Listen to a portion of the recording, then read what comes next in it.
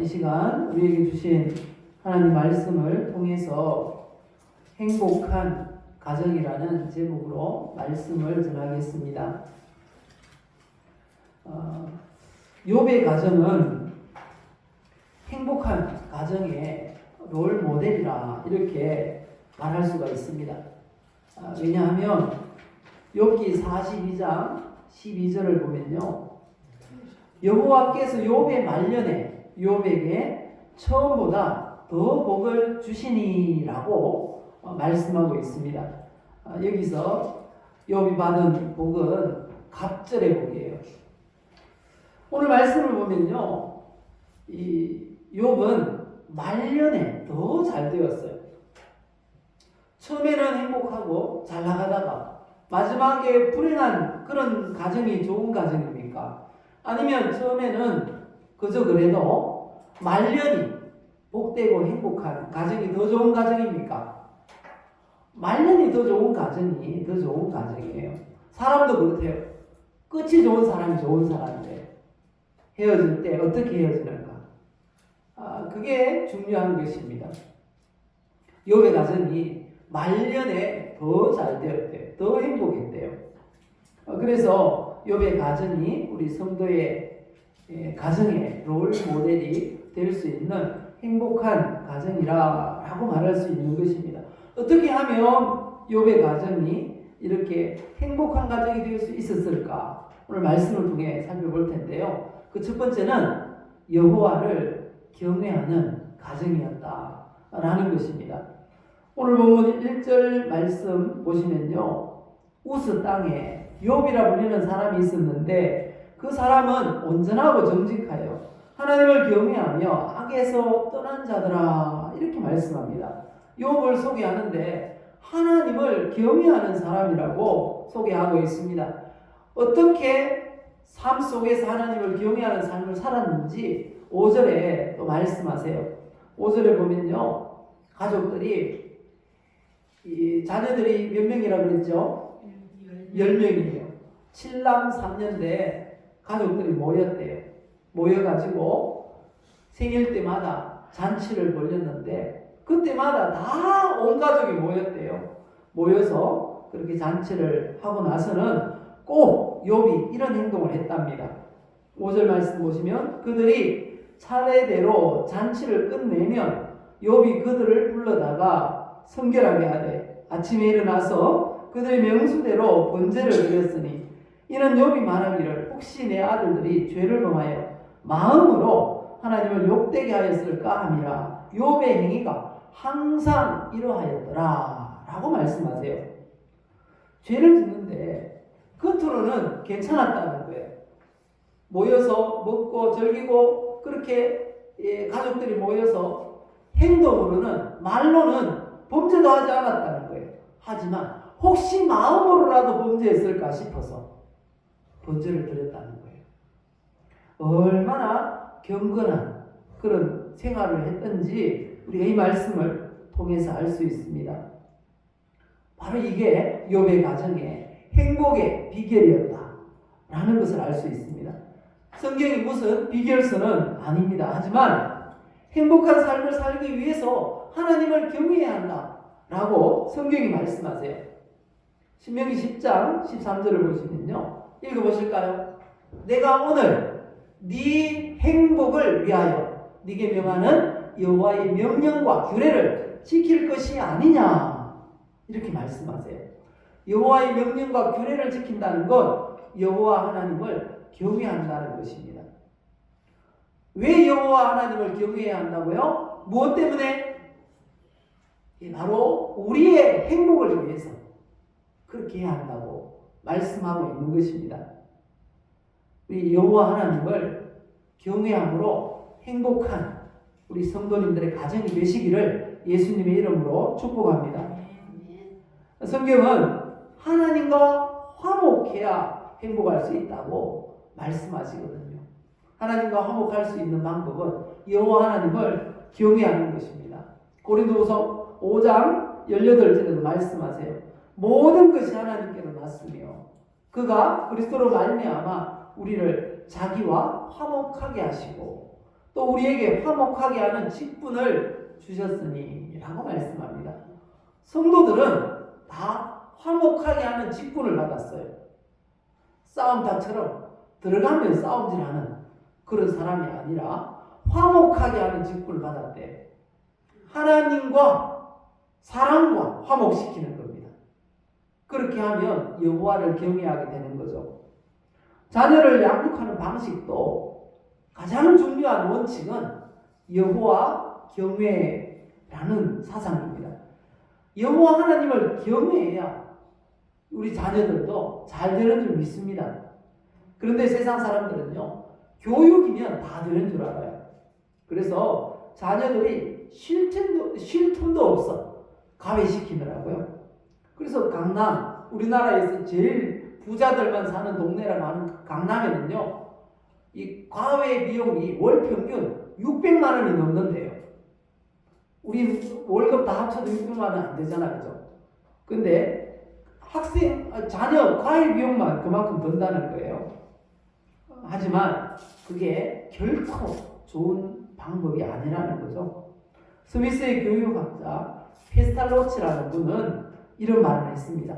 학교 교육은 참 사람을 만들 수 없다. 진짜 좋은 사람은 학교 교육으로만 태어나는 게 아니라는 거예요. 그럼 무엇이 그가 참 사람 되게 할까요? 하나님을 경외하는 그 믿음이 들어가야 한다는 것입니다. 하나님을 두려워하고 이웃을 사랑하는 그 마음이 있어야 진짜 좋은 사람이 되는 줄 믿습니다. 그가 아무리 많이 배워가지고 머리에만 지식이 꽉 차가지고요, 머리가 좋은 사람일수록 나라에 큰 도둑 된다는 거 아시죠? 하나님이 들어가지 않으면, 하나님을 경외하지 않으면 배울수록, 많이 배울수록 큰 범죄자가 된다는 사실을 우리는 알아야 하는 것입니다. 하나님을 경외함으로 하나님이 복 주시는, 그래서 우리 자녀들이, 손주들이 잘 되고, 그리고 하나님을 경외함으로 말미암아 행복한 우리 성도님들과 모든 가정들 되시기를 예수님의 이름으로 축복합니다. 혹시 이 사람 누군지 아십니까? 보면 팔이 없어요. 태어날 때부터 팔이 없이 태어났어요. 게다가 다리도 짝이 달라요. 한쪽은 너무 짧아요. 그리고 한쪽은 그냥 길어요. 이런 상태로 태어났어요. 1968년 태어났는데요. 스웨덴의 가난한 농촌에서 태어났답니다. 태어날 때 이미 양쪽 팔이 없었어요. 다리도 그렇고요. 그런데 다행인 것은 이 부모님이 매우 신실한 믿음의 사람이었다는 것입니다. 이 아이를 하나님의 말씀으로 가르치고 늘 교회에 출석하고 예배를 드리게 했다는 것입니다. 그리고 그 아이가 정상적인 생활을 할 수 있도록 최선을 다해서 양육을 했답니다. 그래서 3살 때부터 수영을 가르쳤대요. 그런데 이게 너무 재미있었나 봐요. 그래서 세계 장애인 올림픽에서 금메달을 4번이나 땄다고 그래요. 그리고요, 어렸을 때부터 그 요리 학원에 보냈답니다. 그래서 입으로 그리고 발로 요리를 할 수 있게 되었답니다. 그리고 발로 피아노도 쳐요. 우리는 2손 다 가지고 피아노 못 치는데 얼마나 부모님이 그 아이를 믿음으로 잘 양육했는지 알 수 있죠. 그리고 찬양대 지휘도 했다고 합니다. 그 이름이 뭔가 하면요, 레나 마리아라는 여인인데요. 이렇게 믿음으로 잘 양육해서 지금은 결혼도 하고요, 자녀도 낳고 아주 행복한 그런 삶을 살아간다고 합니다. 이분이 EBS 뉴스와 인터뷰에서 자신을 신앙으로 양육해준 부모님을 이렇게 자랑했다고 합니다. 부모님은 제 삶과 제가 하려는 일을 즐길 수 있게 만들어 주었어요. 내가 가지지 못한 것을 바라기보다는 내가 가진 것을 어떻게 더 성장시킬 수 있는지를 알려주셨지요. 라고 고백을 했다는 것입니다. 다윗이라는 훌륭한 그 믿음의 왕도 이런 비밀을 알았던 것일까요? 왕권을 그 아들 솔로몬에게 물려주면서 딱 두 가지 부탁을 했다고 합니다. 첫 번째는 하나님의 마음에 들도록 살아라 라는 것입니다.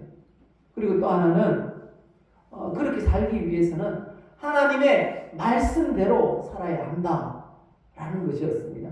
그래서 왕이 되자마자 하나님을 기쁘시게 하기 위해서, 하나님 마음에 들기 위해서 어떤 행사를 거행했죠.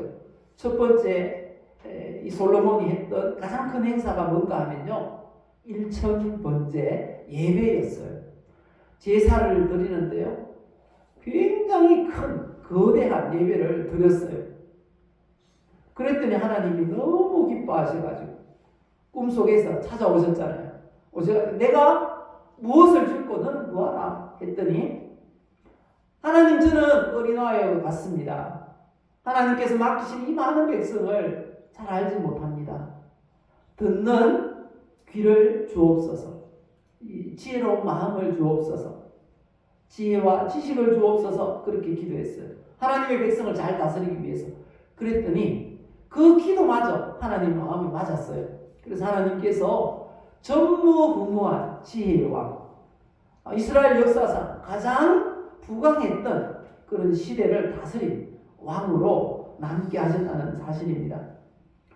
신앙을 물려주어야 합니다. 신앙을 자녀 손주들에게 어쨌거나 예수 믿어라, 예수 믿어라, 예배드리고 주님을 잘 섬기라고 교육을 해야 한다는 것입니다. 그래야 그들 가정도 행복한, 하나님이 복 주셔서 행복한 가정이 될 줄 믿습니다. 우리 성도들의 모든 가정이 다 하나님을 경외하고 행복한 가정을 이루시기를, 자녀손 대대로 그렇게 하시기를 예수님의 이름으로 축복합니다. 그리고 두 번째는요, 이 욥의 가정이 행복한 가정이 될 수 있었던 비결은요, 가족 간에 친밀한 관계가 있었기 때문입니다. 이 가정의 자녀들이 몇 명이라고 그랬습니까? 10명이었어요. 아들 7, 딸 3. 그런데 이 자녀들을 남녀 구별해서 차별하지 않았어요. 저희들 어렸을 때는 남녀 차별을 했어요. 그렇지 않습니까? 이 어느 집에는 보니까 큰딸이 굉장히聪명하고 똑똑했대요. 근데 동생들, 특히 남동생들 대학교 보내야 된다고 직장에 취직을 시켜버리는 그런 일이 허다했다는 거죠. 어떤 가정에는 심지어 딸이라고 교육도 안 시켜요. 우리나라 100년도 안 됐는데 50년 전만 해도 그런 일이 있었는데, 욥기 시대에 언제입니까? 아브라함과 동시대라고 해요. 근데 욥은 아들, 딸 구별하지 않았어요. 잔치를 베푸는데요, 자녀들 생일이면 온 가족 다 불러요. 근데 딸들까지 불렀다, 이렇게 말합니다. 4절 보시면요, 그의 아들들이 자기 생일에 각각 자기의 집에서 잔치를 베풀고 그의 누이 3명도 청하여 함께 먹고 마신다.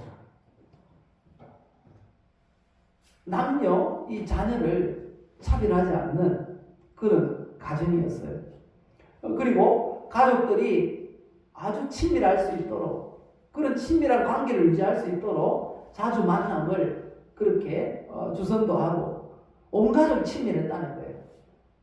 그래서 이 가족이라는 게 행복의 중요한 요인임을 우리가 알게 된다는 것입니다.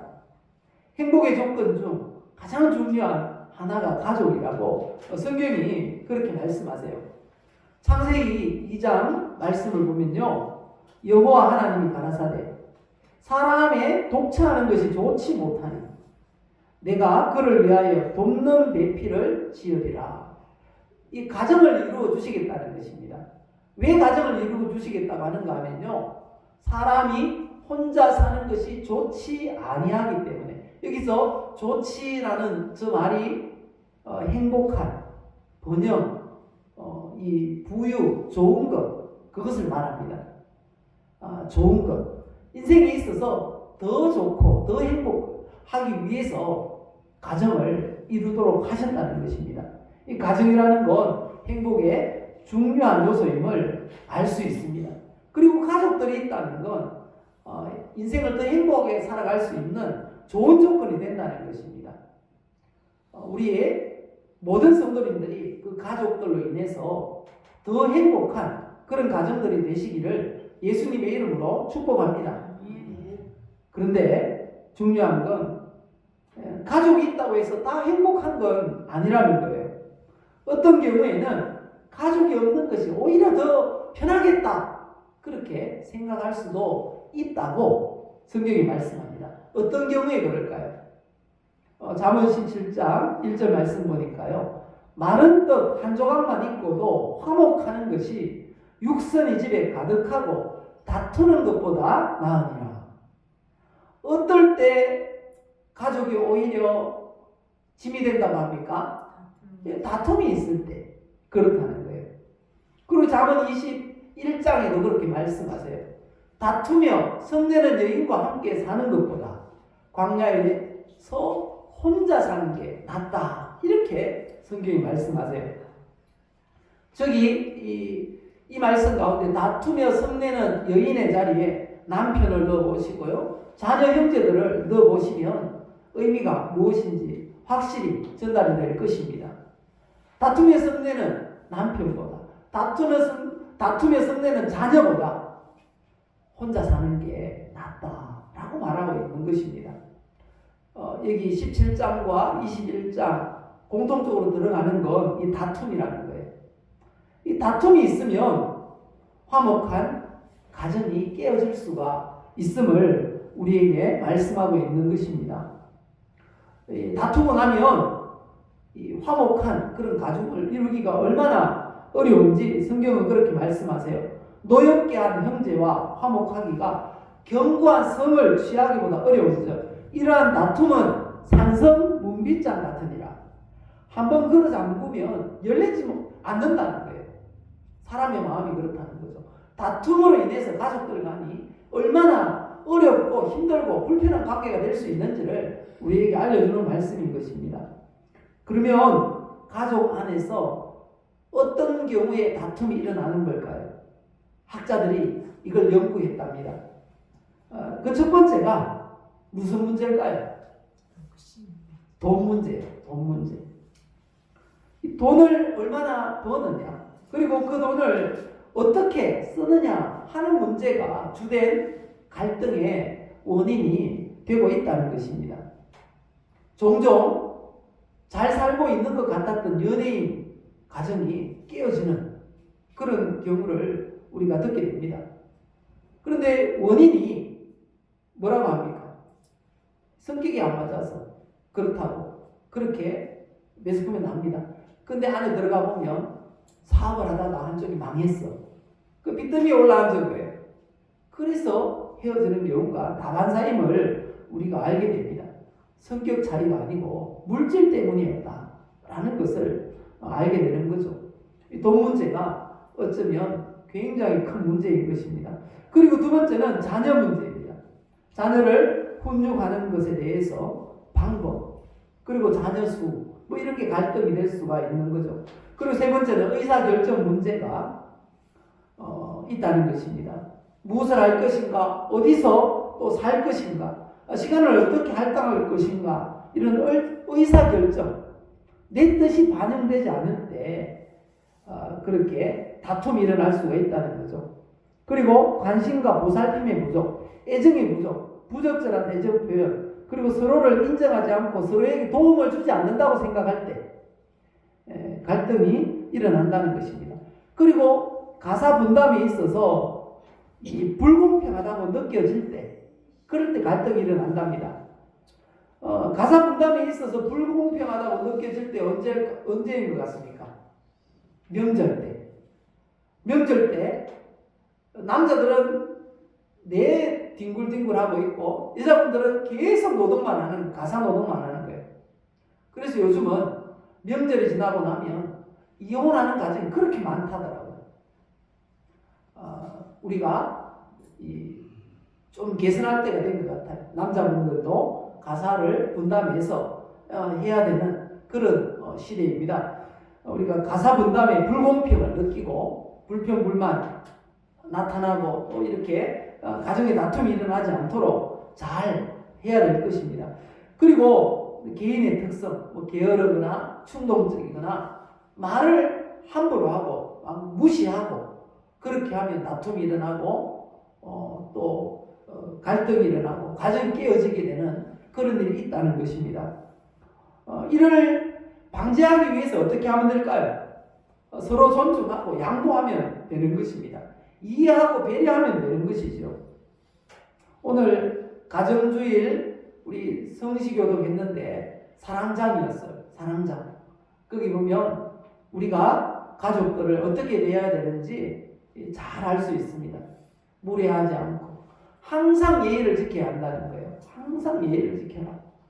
그래서 예의를 그런 대로 지키기 위한 노력 가운데 하나, 서로 존대하면 된다는 거예요. 서로 존대하면.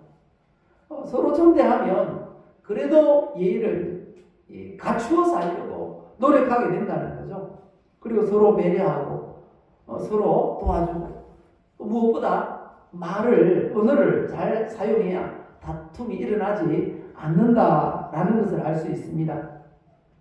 그리고 이렇게 가족들 간에 자주 만나고 대화도 많이 하고 그렇게 하다 보면 조금 소원한 일이 있어도 금방 해결될 것입니다. 모든 우리 성도님들의 가정 식구들은 욥의 가족들처럼 항상 이 화평한 화목한 그런 가정이 다 되시기를 예수님의 이름으로 축복합니다. 마지막 세 번째는요. 이 욥의 가정이 행복할 수 있었던 비결, 말년에 더 큰 은혜와 복을 받은 비결, 바로 자족하는 마음. 이 자족하는 마음, 긍정적인 믿음이 있었음을 우리가 알 수 있습니다. 욥이 동방에서 가장 훌륭한 자라 이렇게 말씀을 합니다. 이 훌륭한 자라고 하는데 3절 그렇게 말씀하죠. 동방 사람 중에 가장 훌륭한 자라. 여기서 훌륭한이라는 이 말은 물질적인 그런 경제적인 능력이 출중한 그런 사람이라는 거예요. 그러니까 가장 큰 부자였다는 거죠. 그리고 또 뿐만 아니라 인격적으로 훌륭하다는 거예요. 원어로는 가돌이라는 단어를 쓰는데 그게 그런 말이에요.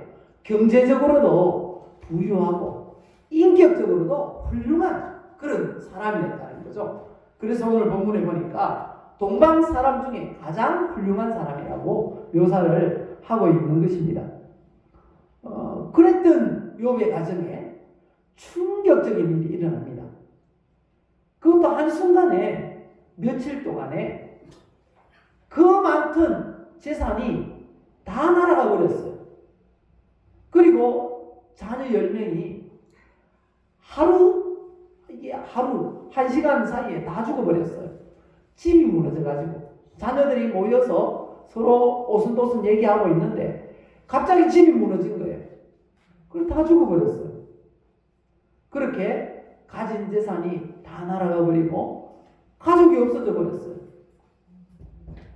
하나님께서 사탄에게 시험을 허락하셨기 때문에 이런 일이 발생했다고 성경은 말씀하고 있습니다.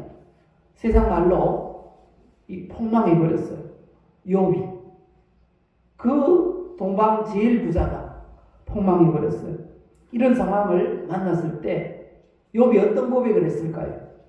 하나님을 원망하고 막 왜 나에게만 이런 일이 막 그렇게 했을까요? 아니에요. 이렇게 고백했어요. 우리 같이 읽어볼까요?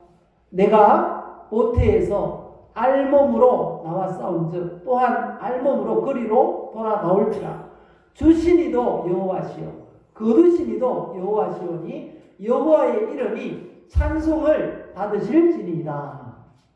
이렇게 하고 범죄하지 않고 원망하지 않았다라고 말씀하고 있습니다. 그런데 욥의 아내는 어떻게 했다고 합니까? 욥의 아내는 하나님을 저주하고 죽어버려라 이렇게 하고 떠나가 버렸어요. 같은 일을 만나도 그 일을 어떻게 어떤 마음으로 받아들이는가에 따라서 끝이 달라져요. 자족하는 마음, 긍정적인 믿음을 가진 욥은 어떻게 됐습니까?